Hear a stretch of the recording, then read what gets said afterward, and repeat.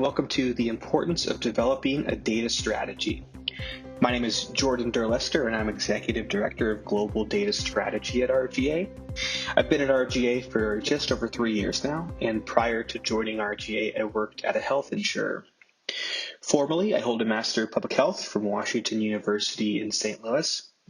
And as you just heard, I've spent my entire career within the insurance sector, focused specifically on the analytics domain.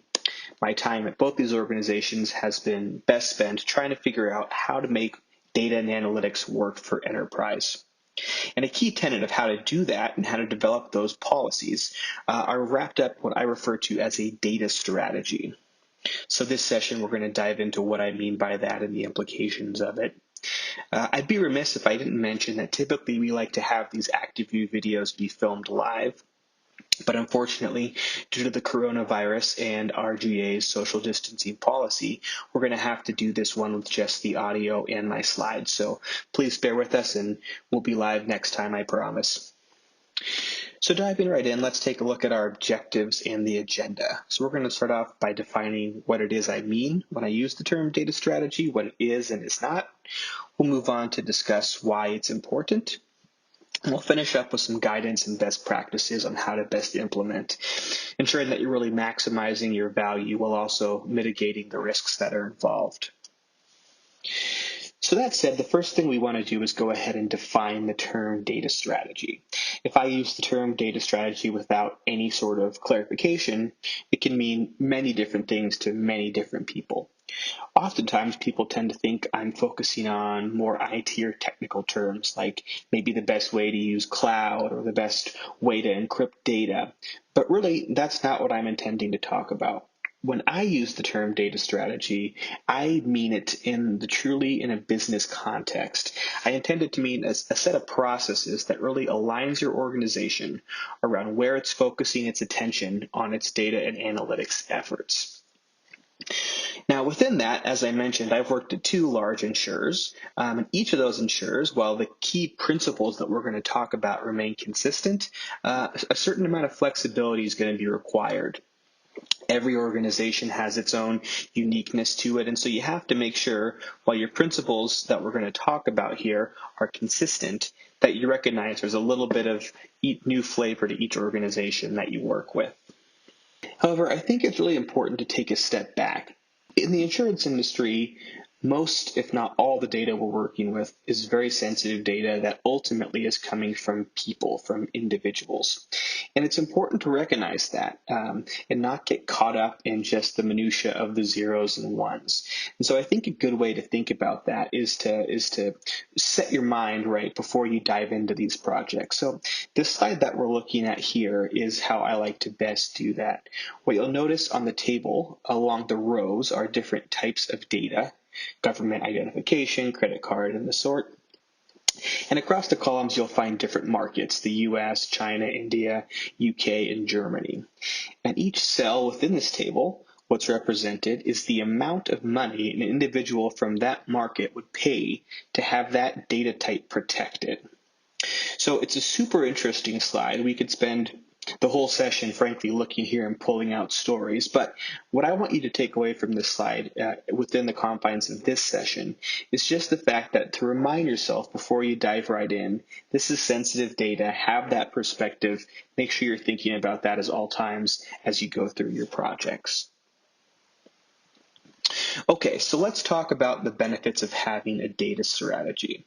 So first off, it's a singular approach, and having a singular approach really lets your enterprise come together and focus the right way on how you're going to approach data and analytics. If you don't have a singular approach, what you'll often find is that you've got pockets of different businesses or different markets that are oftentimes running into duplicative efforts. Maybe if they don't know any better, one of your markets in APAC is building some sort of cross-sell model, while at the same time, that could be interesting for someone in the US market.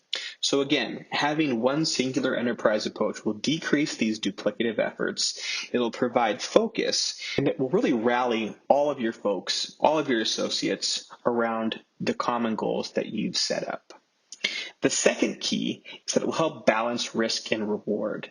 Across the data and analytics landscape, there's a real spectrum of projects from low-hanging fruit all the way to strategic level moonshot type projects. And your job in crafting this data strategy should be to make sure that you've got a view into the balance of these projects, right?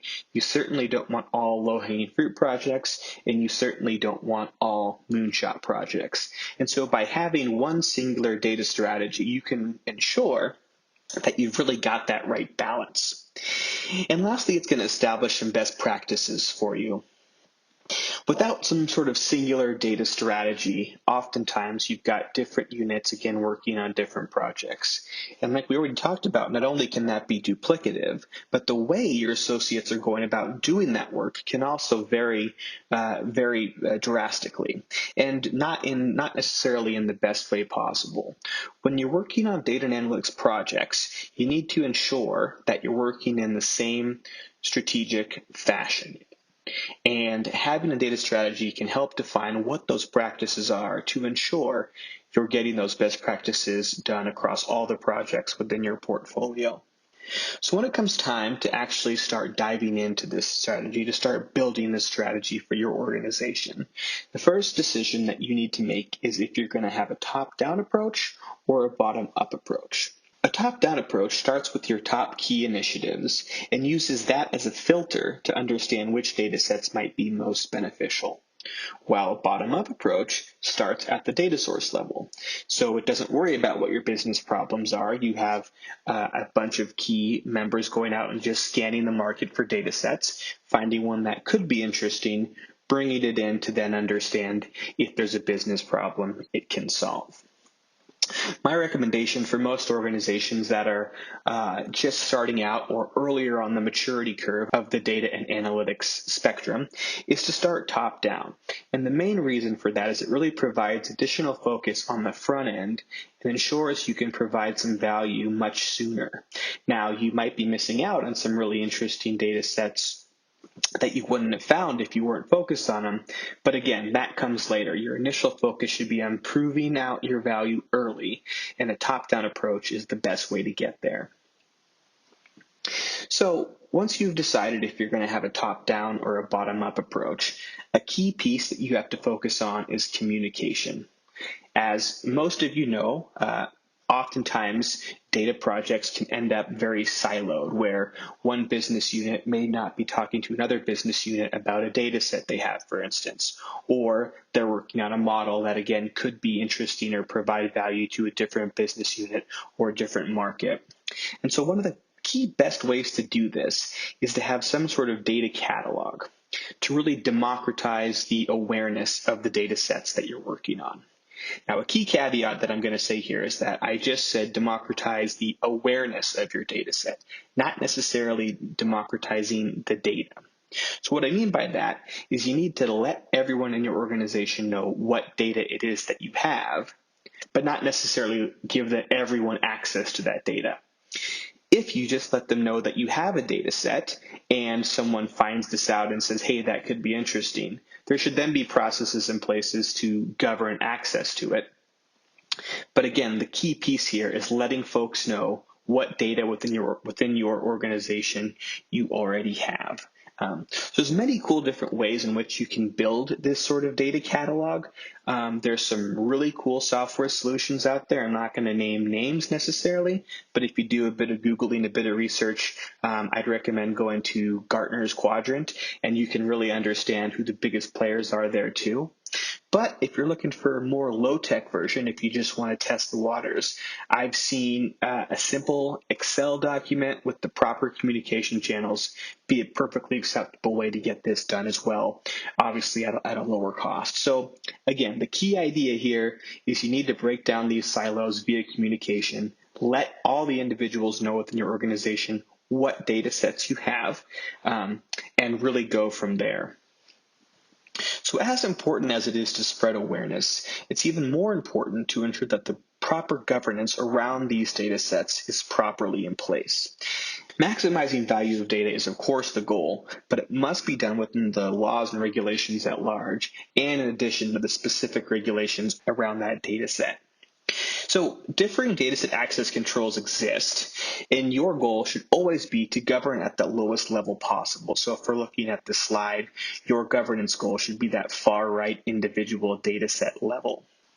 So the key benefit to moving to the far right of this governance level is that it's going to lower the associate's personal risk as well as your organization's overall risk, right? Because an individual only needs access to a data set for a specific person.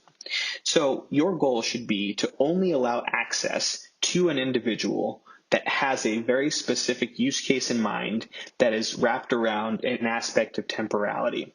So if I need access to a data set to perform XYZ data activity, and that will take me 2 weeks, I only need access to that data set for 2 weeks, at which point my access should go away. There's no need for me to have access outside that period. That should be your goal from a governance perspective. Establishing a data strategy is super important to align your organization around which data and analytics opportunities you want to focus on.